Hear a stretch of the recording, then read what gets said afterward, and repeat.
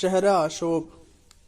شہر آشوب نظم کی ایسی صنف ہے جس میں حیت کی خاص پابندی کے بغیر کسی شہر یا ملک کے بگڑتے حالات، ابتری، بد امنی، بد نظمی، انتشار و کرب اور اقدار کی شکست و ریخت کا بیان ہزلیہ، طنزیہ یا ہجویہ انداز میں ہو.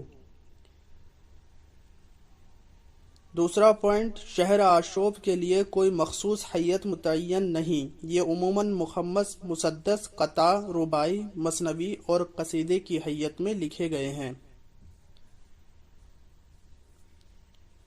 تیسرا پوائنٹ، شعر آشوب کی ابتدا ایسے قطعوں یا رباعیوں کا مجموعہ ہوتی تھی جن میں مختلف طبقوں اور مختلف پیشوں سے تعلق رکھنے والے لڑکوں کے حسن و جمال اور ان کی دلکش اداؤں کا بیان ہوتا تھا.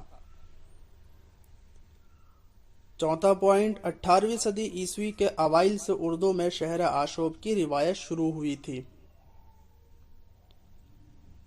پانچواں پوائنٹ، اردو میں پہلا شعر آشوب لکھنے والا جعفر زٹلی ہے. نوکر نامہ جعفر زٹلی کا مشہور شعر آشوب ہے جس میں 25 اشعار ہیں. چھٹا پوائنٹ، شعر آشوب ان اصناف سخن میں سے ایک ہے جن کی شناخت حیت سے نہیں بلکہ موضوع سے ہوئی ہے.